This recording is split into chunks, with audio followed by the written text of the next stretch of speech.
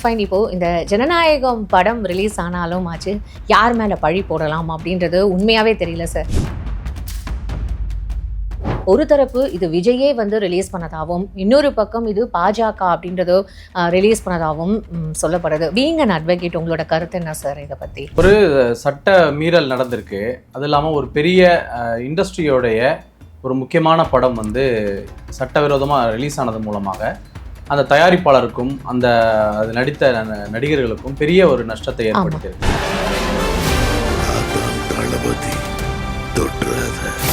விஸ்வரூபம் படம் வந்தபோது அது வரக்கூடாது என்று அதில் வந்து முஸ்லீம்களை தீவிரவாதிகளாக காட்டுகிறார்கள் என்று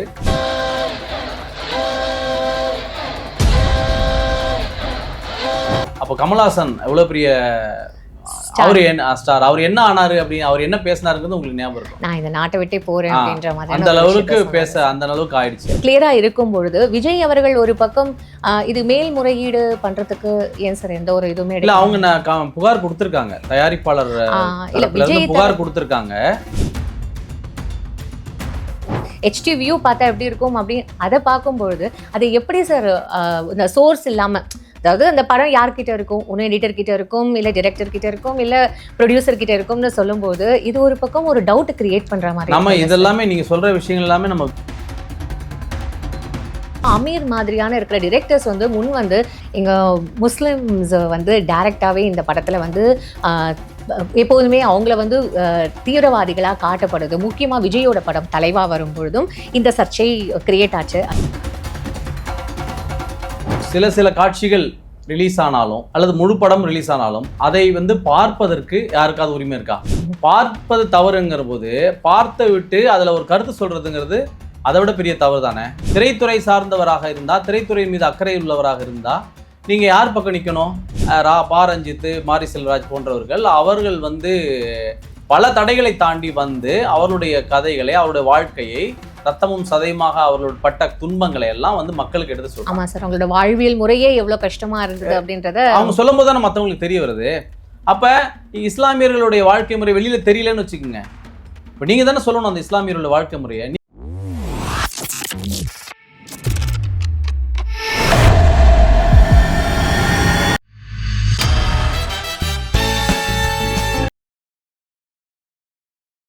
பிபிடி சினிமா நேயர்கள் அனைவருக்கும் வணக்கம். இன்னைக்கு நம்மளோட வழக்கறிஞர், மனித உரிமை செயல்பாட்டாளர் மற்றும் பொலிட்டிக்கல் விமர்சகர் அப்ரார் அவர்கள் தான் இணைஞ்சிருக்காரு. அவர்கிட்ட நிறைய விஷயங்கள் கிட்ட தெரிஞ்சுக்க போறோம். நிகழ்ச்சிக்கு போகலாம். சார் வணக்கம். சார் வணக்கம். எப்படி சார் இருக்கீங்க? ஃபைன். இப்போ இந்த ஜனநாயகம் படம் ரிலீஸ் ஆனாலும் ஆச்சு, யார் மேலே பழி போடலாம் அப்படின்றது உண்மையாகவே தெரியல சார். இது வந்து பழின்னு சொல்கிறதா, இல்லை யார் தனக்காக இந்த விஷயத்தை வந்து அவங்களுக்கு சாதகமாக இதை அமைச்சிக்கணும்னு பண்ணதா அப்படின்றத தெரியல. ஒரு தரப்பு இது விஜயே வந்து ரிலீஸ் பண்ணதாகவும், இன்னொரு பக்கம் இது பாஜக அப்படின்றதோ ரிலீஸ் பண்ணதாகவும் சொல்லப்படுது. பீயிங் அன் அட்வொகேட், உங்களோட கருத்து என்ன சார் இதை பற்றி? ஒரு சட்ட மீறல் நடந்திருக்கு. அது இல்லாமல் ஒரு பெரிய இண்டஸ்ட்ரியோடைய ஒரு முக்கியமான படம் வந்து சட்டவிரோதமாக ரிலீஸ் ஆனது மூலமாக அந்த தயாரிப்பாளருக்கும் அது நடித்த நடிகர்களுக்கும் பெரிய ஒரு நஷ்டத்தை ஏற்படுத்தியிருக்கு. ஏன்னா பல 100 கோடி ரூபா போட்டு ஒரு படத்தை எடுக்கிறாங்க. அது வந்து அதுக்கு பின்னாடி பல கனவுகள் இருக்கும் அவங்களுக்கு. திரைப்படத்துறையில் வந்து ஏற்கனவே இந்த திரைப்படம் வந்து இந்த மாதிரி வர முடியாமல், ரிலீஸ் ஆக முடியாமல் போனாலோ, அல்லது இந்த மாதிரி வந்து சட்டவிரோதமாக லீக் ஆகி வெளியே வந்தாலோ அது எவ்வளவு பெரிய பாதிப்பை ஏற்படுத்தும் என்பதற்கு பல உதாரணங்கள் இருக்கு. இப்போ விஸ்வரூபம் படம் வந்த போது அது வரக்கூடாது என்று அதில் வந்து முஸ்லீம்களை தீவிரவாதிகளாக காட்டுகிறார்கள் என்று பார்த்தவர்கள் எதிர்ப்பு தெரிவித்த போது அப்போது இருந்த வந்து முன்னாள் முதல்வர் ஜெயலலிதாவோட அரசாங்கம் வந்து அவர்கள் எதிர்ப்பை வந்து அவர்கள் எதிர்ப்புக்கு மரியாதை கொடுத்து அவர்களை நீங்கள் சரி பண்ணுங்கள், அதுவரை நான் படத்தை வந்து ரிலீஸ் பண்ண முடியாதுன்னு சொல்லி ஹோல்ட் பண்ணி ஒரு கடும் நடவடிக்கை எடுத்த போது அப்போ கமல்ஹாசன் எவ்வளவு பெரிய அவர் என்ன ஆனாரு அப்படின்னு அவர் என்ன பேசினாருங்கிறது உங்களுக்கு ஞாபகம் இருக்கும். நான் இந்த நாட்டை விட்டே போறேன் அப்படின்ற மாதிரி அந்த அளவுக்கு ஆயிடுச்சு. அதே மாதிரி இயக்குனர் மணிரத்னம் அவரோட சகோதரர் வந்து கூட படம் தயாரிச்சவர் தான் ஜிவின்னு. அவரும் பட தயாரிப்பில் ஈடுபட்டு அது பெரிய சிக்கலாகும் போது அவர் வந்து சூசைட் பண்ணிட்டே இருந்தார். ஸோ அந்த அளவுக்கு முக்கியத்துவமான ஒரு விஷயம் இந்த படத்தை தயாரித்து முறையாக ரிலீஸ் செய்யறது, முறையாக ரசிகர்கள் இருக்கணும். ஏன்னா பெரிய வணிகம் சம்மந்தப்பட்டது இல்லையா அது. இப்போ தணிக்கை வாரியம் வந்து அவங்க விளக்கம் கொடுத்துட்டாங்க, நாங்க இந்த படத்தை ரிலீஸ் பண்ணல, எங்களுக்கும் இதுக்கும் எந்த சம்பந்தமும் இல்லை அப்படின்னுட்டுன்னு. ஸோ இவ்வளோ இது கிளியரா இருக்கும் பொழுது விஜய் அவர்கள் ஒரு பக்கம் இது மேல்முறையீடு பண்றதுக்கு ஏன் சார் எந்த ஒரு இதுவுமே இல்ல, அவங்க புகார் கொடுத்துருக்காங்க, தயாரிப்பாளர் இல்ல தரப்புல இருந்து விஜய் புகார் கொடுத்துருக்காங்க. தயாரிப்பாளர் விஜய் எல்லாம் ஒன்று தானே, அவங்க படத்தின் சார்பாக தானே அவங்க இது பண்றாங்க. அவங்க வந்து புகார் கொடுத்துருக்காங்க. புகாரின் பேர்ல ஒரு 6 நபர்களை வந்து கைது கைது பண்ணியிருக்காங்க. செஞ்சிருக்காங்க. ஆனா அந்த நபர்கள் எல்லாமே வந்து முதல் முறையாக ஷேர் பண்ணவங்க, அவங்கள்ட்ட இருந்து ஷேர் பண்ணவங்க, அப்படிதான் வருதே தவிர இதை வந்து அந்த சோர்ஸ்ல இருந்து எடுத்தது யாரு அப்படிங்கறத இன்னும் கண்டுபிடிக்கல அவங்க. சார் இப்போ இந்த எடிட் ரெஃபரன்ஸ் அப்படின்றது வந்து இப்போ எல்லாராலையுமே அதை கிளியரா பார்க்க முடியுது. இவ்வளோ கிளாரிட்டியான ஒரு பிக்சர் வந்து நம்மளால அந்த நமக்கு தெரியும் சார், அந்த கிளாரிட்டி இல்லாம ஒரு சினிமா முன்னாடி எல்லாம் பைரசி வெப்சைட்ஸ்ல வரக்கூடிய ஒரு மாதிரி கிளாரிட்டி இல்லாம இருக்கும், ஆடியோ உங்களுக்கு சரியா கேட்காது அப்படின்லாம் சொல்லப்படுது. பட் இதுல அவ்வளோ தூரம் கிளியரா அந்த ஒரு ஹெச்டி வியூ பார்த்தா எப்படி இருக்கும் அப்படி அதை பார்க்கும்பொழுது அது எப்படி சார் இந்த சோர்ஸ் இல்லாம, அதாவது அந்த படம் யார்கிட்ட இருக்கும், ஒன்று எடிட்டர் கிட்ட இருக்கும், இல்லை டிரெக்டர் கிட்ட இருக்கும், இல்லை ப்ரொடியூசர் கிட்ட இருக்கும்னு சொல்லும்போது இது ஒரு பக்கம் ஒரு டவுட் கிரியேட் பண்ற மாதிரி. நம்ம இதெல்லாமே நீங்க சொல்ற விஷயங்கள் எல்லாமே நம்ம வியூகமாக தான் ஒரு அனுமானம் செய்யலாம், அசம்ஷன் பண்ணலாம். இப்படி இருக்கலாமோ அப்படி இருக்கலாமோ அப்படின்னு நம்ம அசம்ஷன் பண்ணலாமே தவிர அது உண்மை வந்து விசாரணையில தான் தெரியும் யார் இது பண்ணாங்க அப்படிங்கிறது. அது நீங்க சொல்ற அந்த சூப்பர் இம்போஸ் போடுறது எல்லாமே வாட்டர் மார்க்கிங் சொல்றாங்க, அதெல்லாமே எல்லாரும் பண்ண முடியும். டெக்னிக்கல் வைஸ் அதில் சவுண்ட் ஆனவங்க தான் அதை சொல்ல முடியும். ஓகே, விசாரணைக்கு பிறகுதான் தெரியும் அது. சார் இன்னொரு விஷயம், இங்கே முஸ்லிம்ஸ் வந்து டைரக்டாகவே இந்த படத்தில் வந்து எப்போதுமே அவங்கள வந்து தீவிரவாதிகளாக காட்டப்படுது. முக்கியமாக விஜயோட படம் தலைவா வரும் பொழுதும் இந்த சர்ச்சை கிரியேட் ஆச்சு, அதை நம்ம பார்த்தோம். துப்பாக்கி படத்துலையும் இந்த மாதிரியான ஒரு சர்ச்சை கிரியேட் ஆச்சு. அப்போவே நிறைய முஸ்லீம் சமூகங்கள் அவங்களே முன்னாடி வந்து இல்லை நாங்கள் இந்த படத்தை தடை கோர்றோம், இதை நாங்கள் ரிலீஸ் பண்ண விட மாட்டோம் அப்படின்னு வந்து சொல்கிறாங்க. இந்த படத்தை நான் பார்க்கல, ஆனால் இதில் ரிலீஸ் பண்ணப்பட்ட சில காட்சிகளுக்கு அமீர் மாதிரியான இருக்கிற டிரெக்டர்ஸ் வந்து முன் வந்து இந்த மாதிரியான படங்கள் இப்படிலாம் வந்து காட்சிகள் நீங்கள் வெளிப்படுத்துறதுனால சிறுபான்மையினரை இன்னும் நீங்கள் அட்டாக் பண்ணுற மாதிரி இருக்கு சொல்லியிருக்காரே சார். ஆமா, அவர் சொல்லியிருக்காரு. என்னன்னா இப்போ வந்து இந்த படம் சில காட்சிகள் ரிலீஸ் ஆனாலும் அல்லது முழு படம் ரிலீஸ் ஆனாலும் அதை வந்து பார்ப்பதற்கு யாருக்காவது உரிமை இருக்கா? இல்ல. இப்போ எனக்கு கூட லிங்க் வருதுன்னு வச்சுங்களேன், அதை நான் தட்டி பார்க்கலாமா? சட்டவிரோதம் தானே அது. நடவடிக்கை எடுத்தாங்கன்னா பிகாஸ் லட்சக்கணக்கான மக்களுக்கு போயிட்டது அப்படிங்கிற ஒரு காரணத்தால வேணா எடுக்க முடியாம போகலாம். ஆனா ஒரு சிலர் மட்டும் ஒரு 10 பேர் 20 பேர் பார்த்துருக்காங்கன்னு வச்சுங்களேன், நடவடிக்கை எடுக்க முடியும். ஆக ஒரு சின்ன காட்சி வந்தாலும் சரி, துண்டு காட்சி வந்தாலும் சரி, முழு படம் வந்தாலும் சரி, அதை பார்ப்பதே முதல்ல தவறு. பார்ப்பது தவறுங்கிற போது பார்த்த விட்டு அதுல ஒரு கருத்து சொல்றதுங்கிறது அதை விட பெரிய தவறு தானே.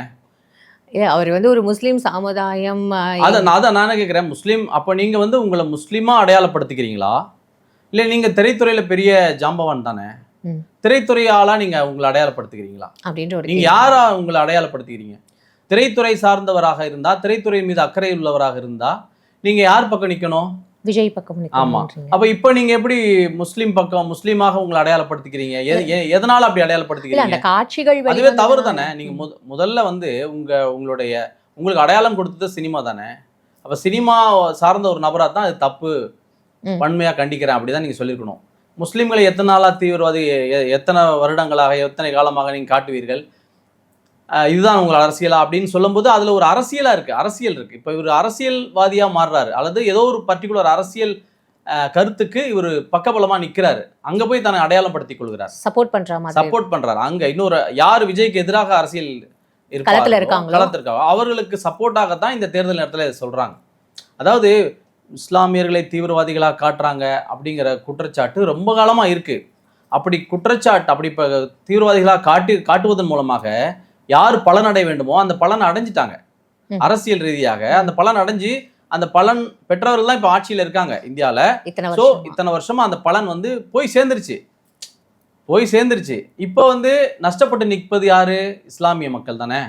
இஸ்லாமிய மக்கள் தொடர்ந்து தங்களை பற்றி தவறா சித்தரிக்கிறாங்க திரைப்படத்துல அப்படின்னு ஒரு வருத்தப்படும் போது அந்த அந்த அந்த அந்த குரூப்ல இருந்து வந்த நீங்க அந்த மக்களுக்கு பலமா நின்று அந்த மக்களுக்கு சினிமாவை பற்றி சொல்லிக் கொடுப்பதும், அந்த மக்களுக்கு சினிமா துறையில வர ஆர்வத்தை உண்டு பண்ணுவதும், அந்த மக்களுடைய கதைகளை வந்து சினிமாவில் வைப்பதற்கு உங்களோட உதவி செய்வதும், இதுதானே நீங்க செஞ்சிருக்கணும். இப்போ ஒரு காலத்தில் வந்து தேவர் மகன், சின்ன கவுண்டர் இந்த மாதிரியான படங்கள் வந்துட்டு இருந்தது.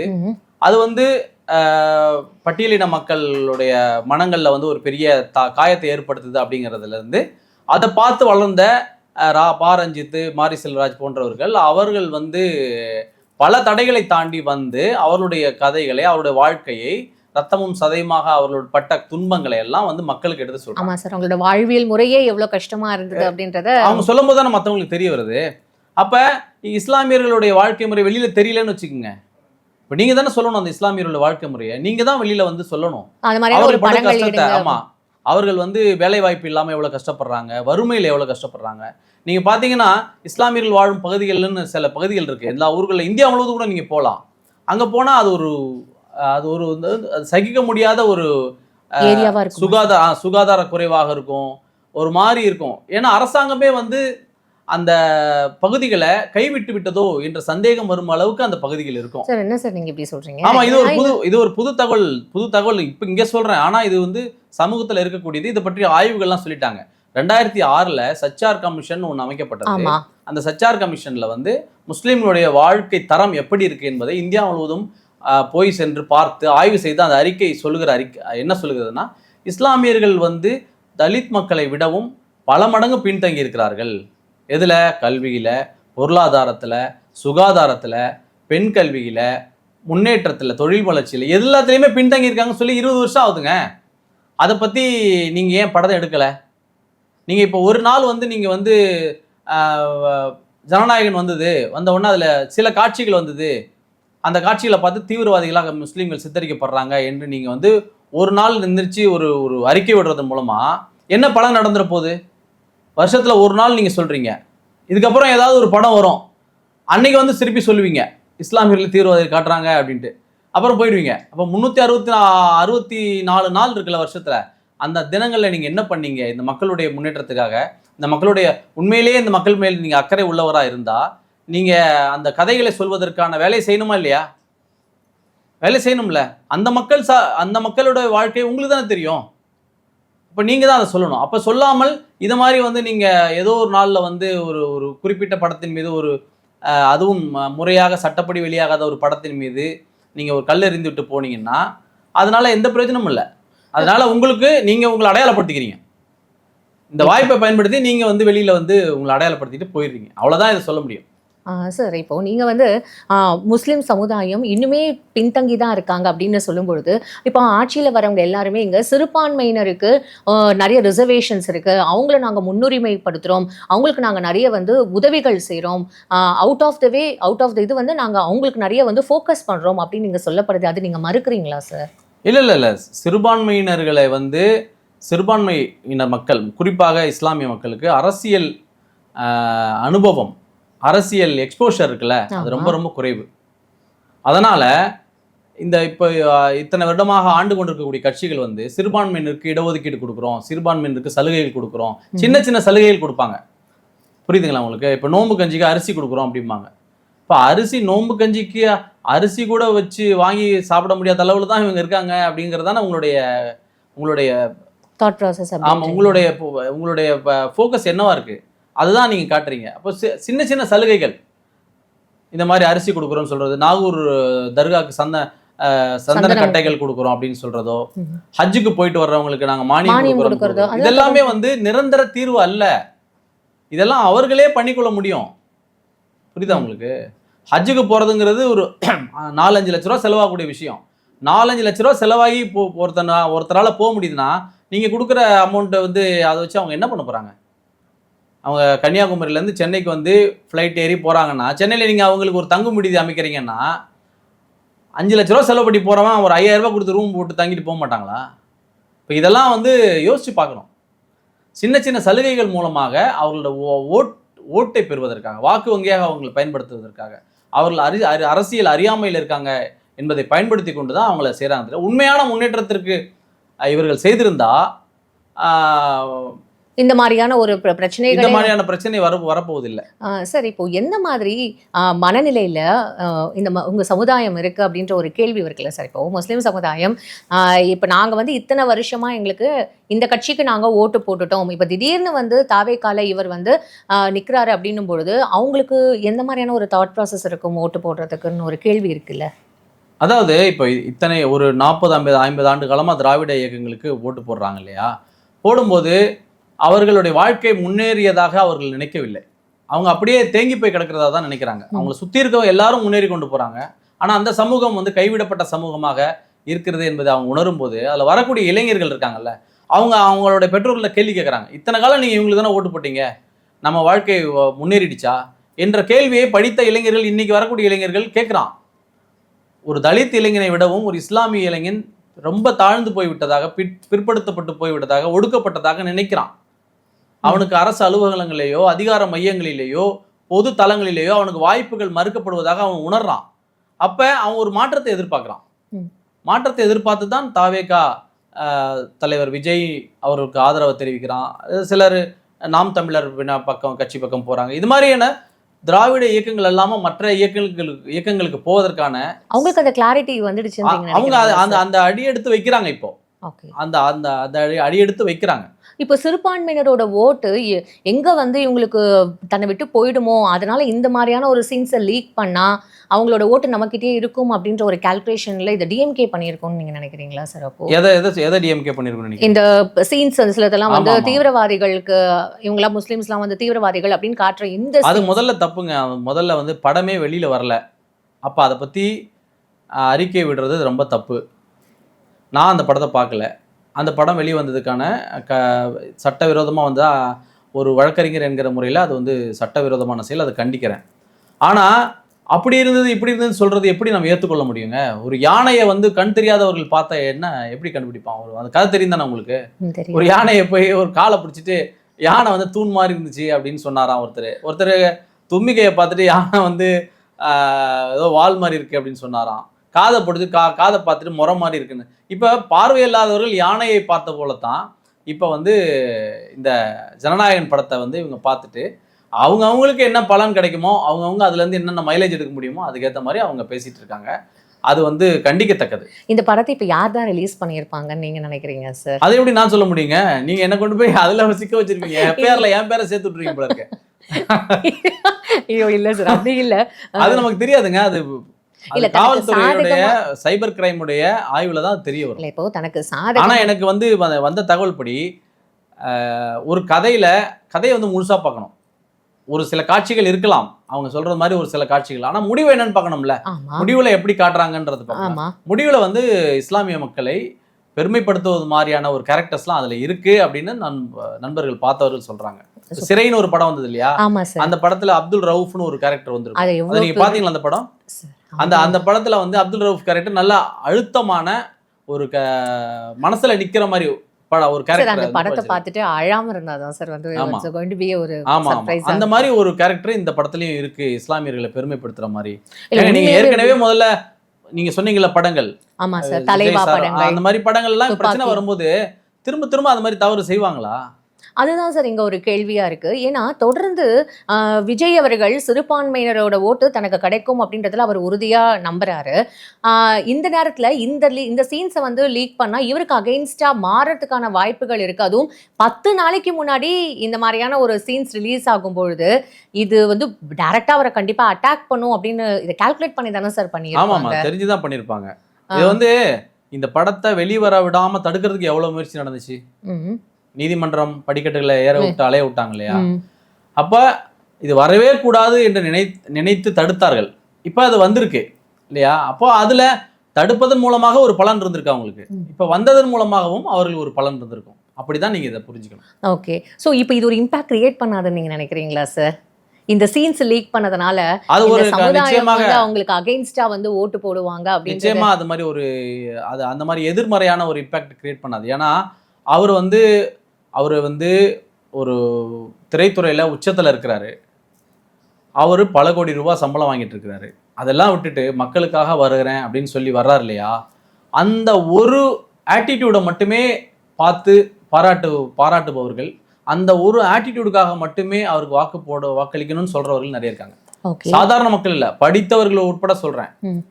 அரசு அதிகாரிகள் மட்டத்துல இருந்து சொல்றேன், வழக்கறிஞர்கள், மருத்துவர்கள், இவங்க எல்லாருமே சொல்றேன், வெளியில சொல்லாம இருக்காங்க. ஆனா அவர்களுக்குள்ள இந்த மாதிரி ஒரு நபர் வருவது நல்லது என்று நினைக்கிறாங்க. ஆனா விஜய் அவர்கள் மேல தொடர்ந்து விமர்சனங்கள் வந்து எழுந்துகிட்டே இருக்கே சார். ஆமா, ஒரு யாருக்கு அச்சுறுத்தல் வருதோ அவங்க தானே அந்த மாதிரி விமர்சனங்கள் ஏற்படுத்துவாங்க, அவங்க தான் தடைகளை ஏற்படுத்துவாங்க. நீங்க பாருங்க எவ்வளவு தடைகள் அவர் சந்திச்சு கொண்டே வராரு பாருங்களேன். அவர் மேல குற்றச்சாட்டுகள் சொல்றாங்க, அவர் கவனக்குறைவா இருந்தாருன்னு சொல்றாங்க, அவருடைய தனிப்பட்ட வாழ்க்கையெல்லாம் கொண்டு வந்து வச்சு பேசுறாங்க. அவரோட வருகையால் நம்முடைய சர்வைவலுக்கு, நம்முடைய பொலிட்டிக்கல் மைலேஜுக்கு பாதிப்பு ஏற்படும் என்று நினைப்பவர்கள் அவரை வன்மையாக விமர்சனம் செய்கிறார்கள், அவருடைய வருகையை தடுக்கிறார்கள். இப்போ இந்த ஜனநாயகம் படம் எப்போதான் ரிலீஸ் ஆகும் அப்படின்ற ஒரு கேள்வி இருக்குல்ல சார். சார் இது நடுவில் 20ஆம் தேதி விஜய் சங்கீதா அவங்களோட அந்த பர்சனல் மேட்டரும் நம்ம இங்கே பார்க்க வேண்டியதாக இருக்குல்ல சார். ஏன்னா அவங்க வந்து 20ஆம் தேதி இந்த கோர்ட்டில் கேஸ் இருக்குது. இப்போ அது வந்து வெளியில் அவங்க பப்ளிக்காக வந்து நான் எல்லா டீட்டெயில்ஸும் ஷேர் பண்ண போகிறேன் அப்படின்ற ஒரு விஷயம் சொல்லுறாங்கல்ல சார். இது 20ஆம் தேதி 23ஆம் தேதி எலெக்ஷன் அப்படின்னும்போது இது இந்த மாதிரியான ஒரு இம்பாக்ட் கிரியேட் பண்ணணும் இல்லை? அது அவருடைய தனிப்பட்ட வாழ்க்கை, தனிப்பட்ட விஷயம். அது நீதிமன்றத்தில் அது அவர்கள் நடத்துவார்கள். அவங்க என்ன பேச போகிறாங்க, என்ன பேச மாட்டாங்க அப்படிங்கிறத பற்றி நம்ம பேச வேண்டிய அவசியமே இல்லை. ஒரு தனி மனிதர் அவர் அரசியலுக்கு வருகிறாருன்னா அவர் என்ன வாக்குறுதி கொடுக்குறாரு, மக்களுக்காக என்ன செய்கிறேன்னு சொல்கிறாரு, அதுதானங்க நம்ம பேசணும். அவருடைய தனிப்பட்ட வாழ்க்கையில் போய் பேசுகிறதா இருந்தால் எப்படி அது சரியாகும்? Fine sir. இப்போ இவங்க கட்சிகளில் நிற்க வைக்கிறாங்கல்ல சார், எல்லா இடத்துலையுமே அவங்களோட வாக்காளர்களை நிற்க வைக்கும் பொழுது எத்தனை பேர் சார் இந்த மாதிரி சிறுபான்மையினருக்கு ஈக்குவலான ஒரு தொகுதிகள்லாம் கொடுத்துருக்காங்க? அந்த மாதிரி நீங்கள் ஏதாவது பார்த்துருக்கீங்களா சார்? இல்லை, இப்போ தாவேக்காவில் வந்து 12 பேருக்கு கொடுத்துருக்காங்க, இஸ்லாமியர்களுக்கு கொடுத்துருக்காங்க, அது மட்டும் தான் எனக்கு தெரியும். மற்றபடி கிறிஸ்தவர்களுக்கு மற்ற எல்லாருக்கும் உரிய பிரதிநிதித்துவம் இருக்குன்னு பேசிக்கிறாங்க. இஸ்லாமியர்களுக்கு 12 பேருக்கு கொடுத்துருக்காங்க. அது ஒப்பீட்டு அளவில் மற்ற கட்சிகள் எல்லாம் விட கொஞ்சம் பெட்டரான ஒரு பொசிஷன் தான். ஒரு இது சார், கடைசியாக எனக்கு ஒரு கேள்வி இருக்குது சார். இப்போ ஜனநாயகம் படம் எந்த அளவுக்கு ஒரு பெரிய எதிர்பார்ப்பு இருந்தது, நிறைய கோடிகளில் அதை வந்து நாங்கள் ரிலீஸ் பண்ணுவோம் அப்படின்ற ஒரு எதிர்பார்ப்பு இருந்தது இல்லை சார். இப்போ அது எவ்வளோ பெரிய ஒரு லாஸ்ன்றது நமக்கு தெரியும். இப்போ ஓடிடி தளங்கள்லாம் அதை வாங்குவாங்களா சார் இனிமே? இல்லை, வாங்குவாங்க. ஆனால் அதோடைய மதிப்பு இருக்கு இல்லையா, ஒரிஜினல் வேல்யூ, அந்த மதிப்பு வந்து இப்போ குறைஞ்சிருச்சு.